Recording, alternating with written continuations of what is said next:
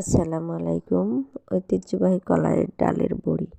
তো এভাবে মেশিনে ডাল ধুয়ে রাখা ডালটাকে সুন্দর মতো পিষে আটার মতো বানিয়ে নিতে হবে। তারপর সকালবেলা এভাবে পেঁয়াজগুলো একেবারে কুচি কুচি করে কাটতে হবে। কাটার পর এগুলো পিষে রাখা ডালের ভিতরে দিয়ে একটা বলের মধ্যে হাত দিয়ে অনেক ভালোভাবে মিশিয়ে নিতে হবে। একটু একটু করে পানি দিয়ে এভাবে মিশিয়ে মিশিয়ে ফোমিং ভাব করে নিতে হবে।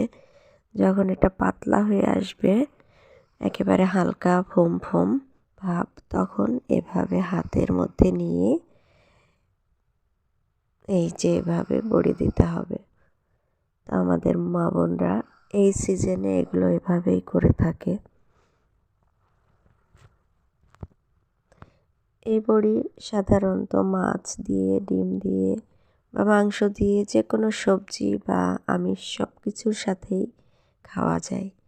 তো অল্প একটু ডাল উঠিয়ে রেখেছিলাম বড়ি ভাজার জন্য, যেটাকে আমরা পেঁয়াজু বড়ার মতো করে ভাজি। তো এভাবে মশলা দিয়ে এগুলোকে ভেজে নিলাম। অনেক মুচমুচে আর টেস্টি।